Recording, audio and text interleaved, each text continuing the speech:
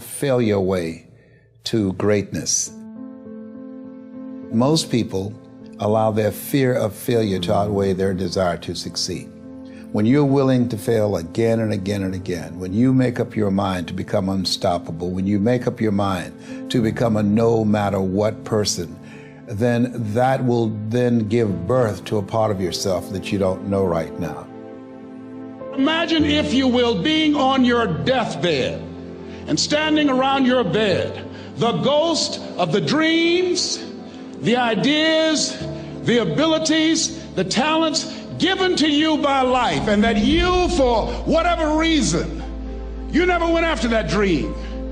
You never acted on those ideas. You never used those talents. You never used those gifts. And there they are standing around your bed looking at you with large angry eyes saying, "We came to you, and only you could have given us life.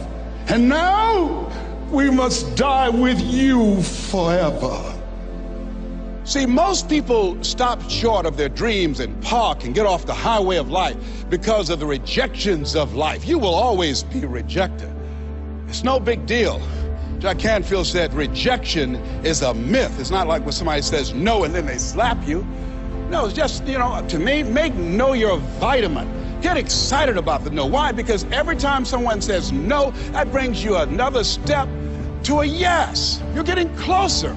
Trust me, you will win if you don't quit. You will win if you don't quit. Even a broke clock is right twice a day. As you go through the challenges of life and you look at it and embrace whatever comes to you, don't run from it.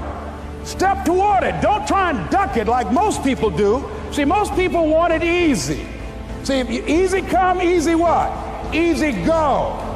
See, but when you go at what you're going to deal with and you deal with the difficulties of it, when you handle those hard things close at hand, making those hard decisions right now that you don't want to make, learning those things that you don't like to do, but you know that in order for you to get where you want to go, this is one of the hoops that you have to flip through. And I'm saying to you, whatever you got to do it, because if you don't, life is going to whoop you until you surrender.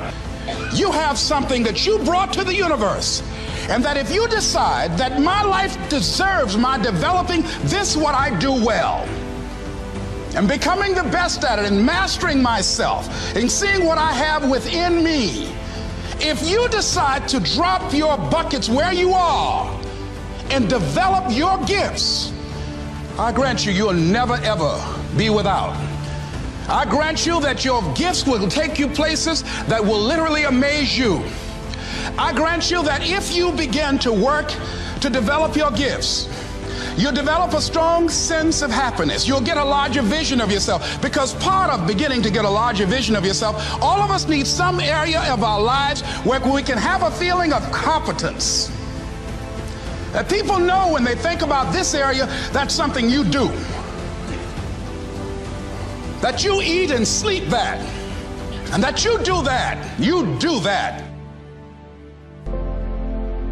Changing is not easy. That changing your life, changing habits, reinventing yourself, picking yourself up after life has knocked you flat on your back. I've got to say, when life knocked you down, try and land on your back, because if you can look up, you can get up. Well, that sounds cute, but that's not easy. When I was diagnosed with prostate cancer 17 years ago, that first time that happened, I said, hey, I can handle this. Then when it came back a year later, last year, 17 years later, and this time it metastasized to 7 areas of my body and ate 40% of my T1 vertebrae. Now the stakes are higher. Is this life saying, okay, Mr. Motivator, you beat cancer the first time. What you gonna do now? I started laughing. When the doctor told me, he said, why are you laughing? Are you in denial? I said, no. I said, I feel like Mother Teresa. He said, what do you mean? She said, Lord, I know you know how much I can bear. I just wish you to have so much confidence in me. I said, the stakes are higher. So I've got to dig in and got to fight more. Because at the end of the day, life is a fight for territory. And once you stop fighting for what you want, what you don't want will automatically take over. And so it's a fight, it's a challenge in life every day. And what we have to do is embrace it. What we have to do is see it as a project to be worked on. In life, you will always be faced with a series of God-ordained opportunities, brilliantly disguised as problems and challenges. And so I see even cancer as a gift, as a God-ordained opportunity. If you died today, what dreams, what ideas, what talents, what books, what music, what leadership, what voice will die with you? There are a lot of people who are biting their fingers in fear that they might lose their jobs. But there are few people who have decided within themselves, I'm going to make it. Some people aren't waiting to be cut. Some people are moving on their own because they feel within themselves, I've got what it takes to make it. They're not afraid about tomorrow because of how they see themselves, because of what they feel that they deserve, because of what they feel that they can create for themselves. Because these people have decided, as they look at the future, as they look at themselves, there's a way. Where there's a will, there's a way for me to begin to create a way out of no way.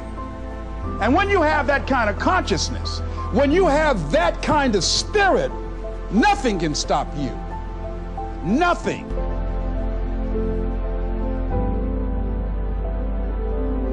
There's no secret to success.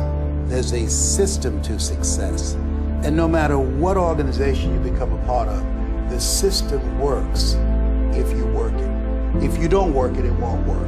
But it works if you work it. And that's one four-letter word that most people don't like. They're not willing to work.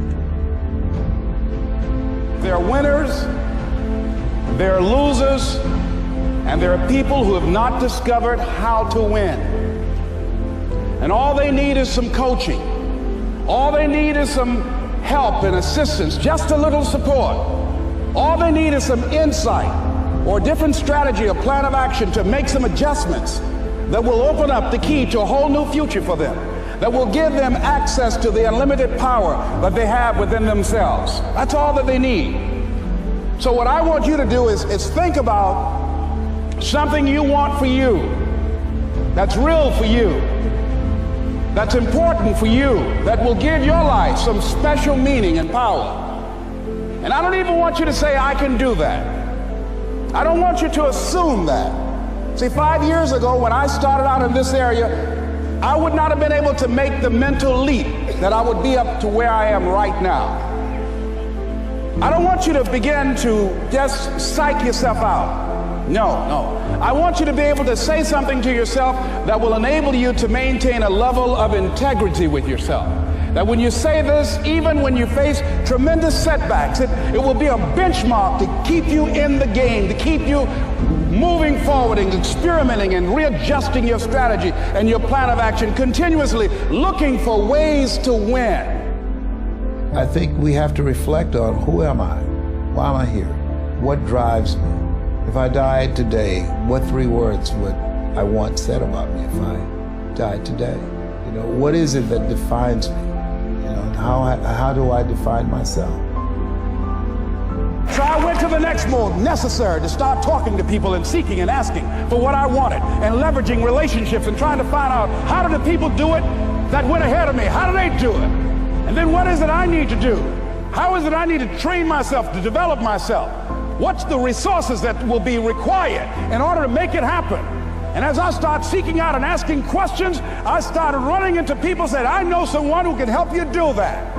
And they helped me get connected with those people. Remember, we have so much energy that can take us so far. It's necessary that you hook up with some other energy that can take you to the next level. I hooked up with them. They said, let's go. I said, away we go.